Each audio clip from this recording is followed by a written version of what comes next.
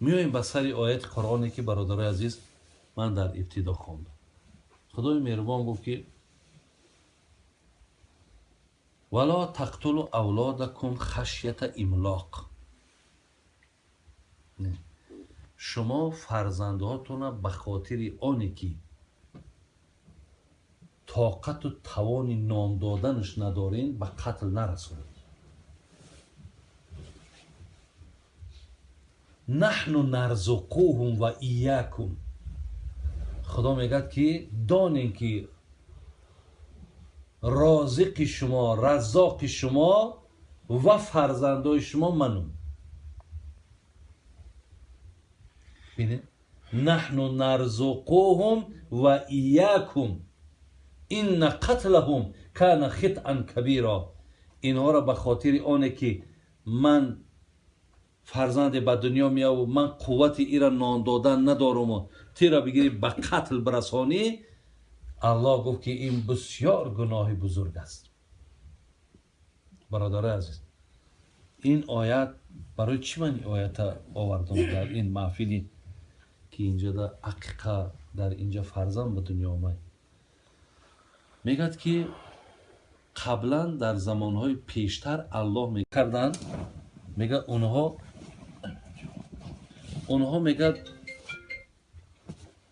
اونها میگه فرزند به قتل میرسوندن. از چی جهت؟ خشیت املاق. میترسیدن که این پگه کلان میشوه، این نان میگه، این پشاک میگه، من از کجای را تامین میکنم؟ با همین خاطر خلاصش هم میبرود یگانه راه مقصد ای همین مشکلات نجات یافتنم همینه که من ایرا باید که به قتل برسم. خداوند گفت که با همون مردمی که می کار میکردن نحن نرزقوهم و ایاکم. ای ابله، ای بفهم، رزق اینه که تو ایرا نابود میکنی و رزق خودت هم هر داد بزیمه منای.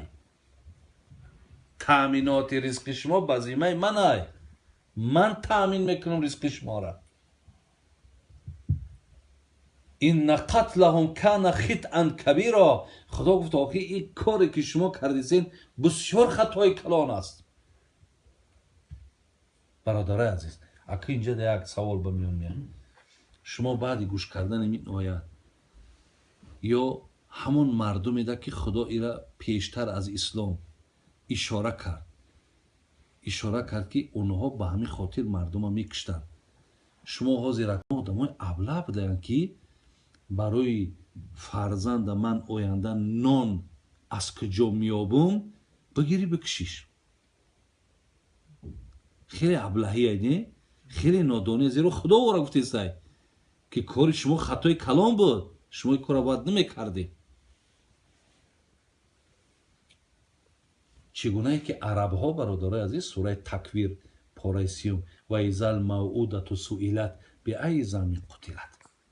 اگر این عزت الله دخترچه تولد شده باشد در زمانهایی که عرب ها ده بود، چی میشید؟ میگیرید، میگه موعوده را، انمو دختره که نو تولده میبرد زنده به زنده زیر خاک میکرد. برای چی؟ برای که دختر تولد شده. خداوند میگه روز قیامت من اینها را زنده میکنم، ایاقه شما میگیره که به ای ذنب قتلت، برای چی مرا کشتی؟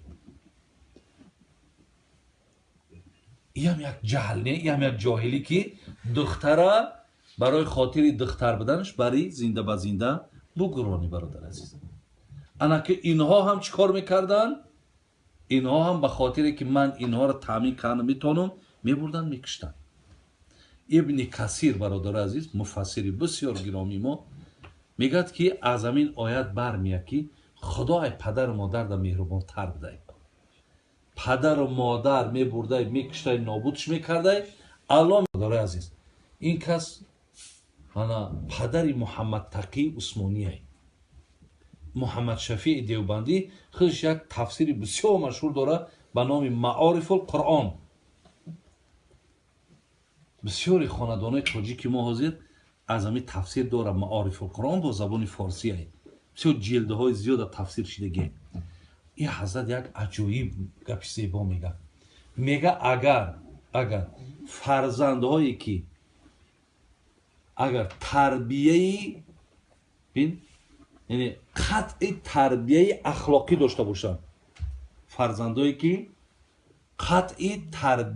قطعی مقصد تربیه اخلاقی داشته باشن یا پدر و مادر برای تربیه کردن فرزند تماما توجه نداشته باشد، همین هم چی میگه؟ همین هم قتل فرزنده.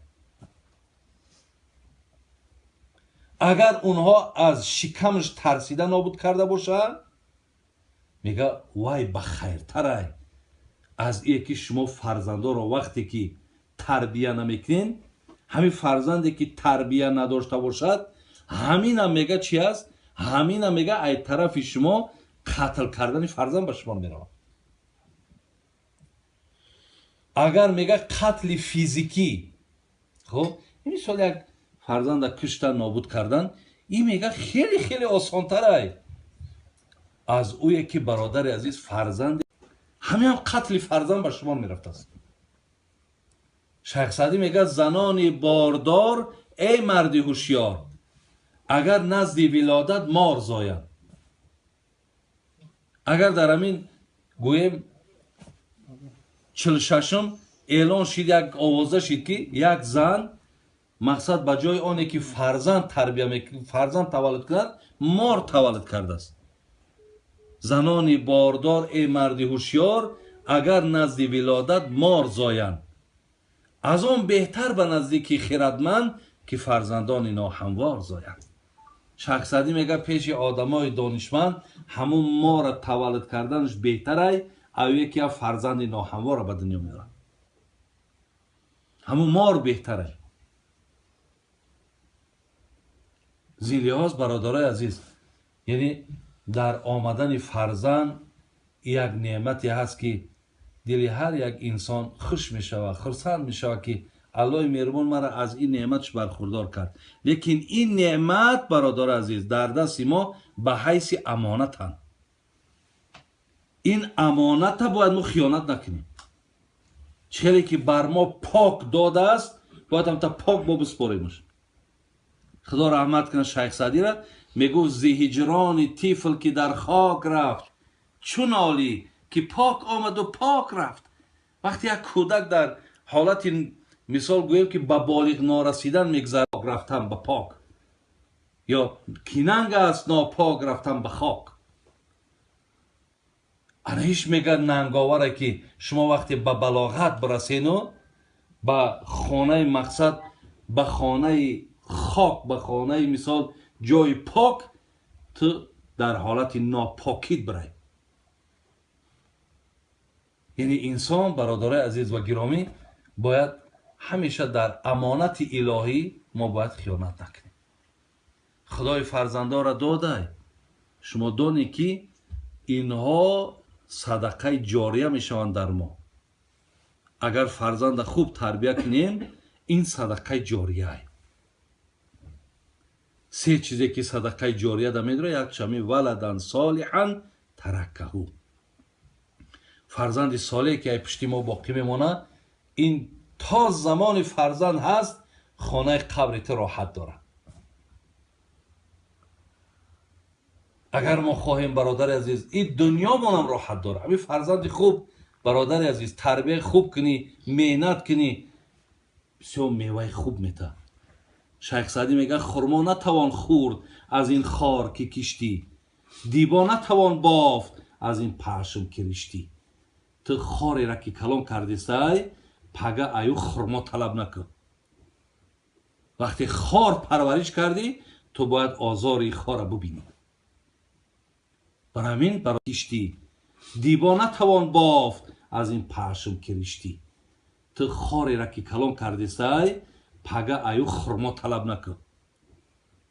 وقتی خار پرورش کردی تو باید آزاری خار را ببینی. برای همین برادر عزیز همه ما خرما خوری میخوایم، خرما بخوریم، میخوایم راحت کنیم.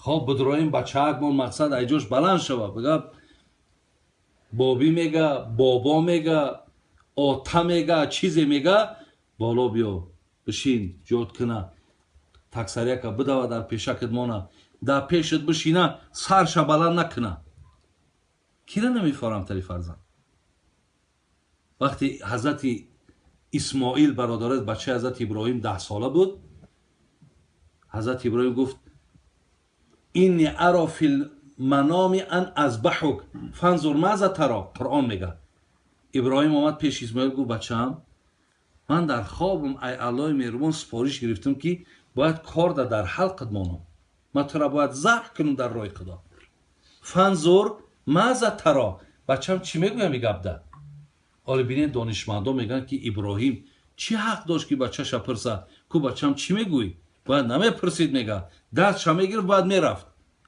میگه اینجا مطلب ابراهیم همین بود که وقتی بشارتش دادن که تو صاحب بچه میشی دعا کرد چی دعا کرد ربی هب لی من الصالحین خدایا من الصالحین خدایا بچه میتی بچه صالح میتی انا همینجا گازی میفهم اگر همین آدم گویا پدر من تیارم این بچه صالحه اگر بگه که چیکار میکنی من کار تیار نیستم برات من اجرا نمیکنم معلوم است که بچه صالح نیست بگو فانظر ماذا ترى قال یا ابتی اسماعیل 10 ساله را ببین چی میگه قال یا ابتی افعل ما تؤمر ستجدونی ان شاء الله من الصابرین گو بابا پدر اجرا کو اون چیزی را که تو سپارش گرفتی اگر شفقت در من زیاد باشه اگر رحمت در من زیاد باشه زیرا تو پدری من فرزندم من میوه دل توم مرا هر آینه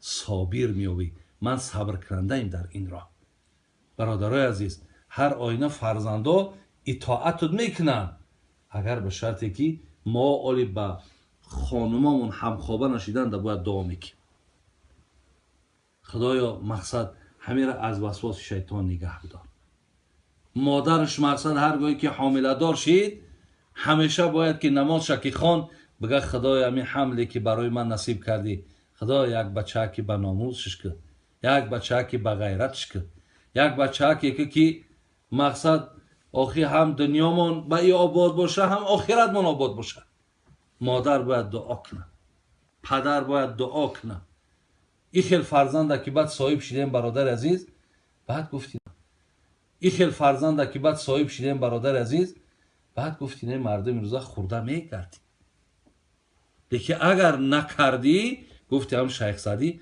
بعد برادر عزیز همون خاری تربیه کردگی همیشه میخلط را هر زمان دیگه زنگای بیا که بچه تا بردن بیا که فلان شید یک بار تا 2 بار اخیر میزنی یک دولینید میزنه دلت میزنه یا چی میشه در پیش یا رفیق بی قدر بی قیمت بچه فلانی ایتا بچه فلانی ایتا برای می برادرت این امانتی هست که در این خیانت نکنی این را تربیه نیکو کنی انشاءالله حضرت ابین محمد شفیع دیوبندی را میگه اونا به خاطر شکم کشته باشن که خدا گفت یا ابلهن شما اگر تربیه نکنید شما از اونا هم یگان فرق ندارید شما هم گویا فرزند به قتل رساندید الله مهربان عاقبتمون به خیر کنه ایمانمون با سلامت نگه داره خدا رحمت کنه شیخ سعدی را یک مثالش میگم دعا میکنیم گفت خر به سعی آدمی نخواهد شد خر به سعی آدمی نخواهد شد گرچه در پای منبری باشد همین خر اگر بگه بیارن در پای منبر هزارها مولوی که اگر موعظه‌اش کنه یادم نمیشه خر به سعی آدمی نخواهد شد گرچه در پای منبری باشد آدمی را اگر تربیت نکنند تا به 100 سالگی خری باشد اگر فرزندم تربیه نگیره انسان اگر تربیه نگیره 100 سالم که عمر بینه میگه ای اون خر یگان کمی نداره الله مهربان ایمانمون کامل خاتممون بخیر اخلاص یقینمون با بدین خدا زیاد گردونه این خواهرچه را خدا آینده نیک ایمان کامل فرزند طلب ها باشد خدای مهربان فرزندای صالح فرزندای خوب الله مهربان نصیبشون گردانی آمین یا رب العالمین.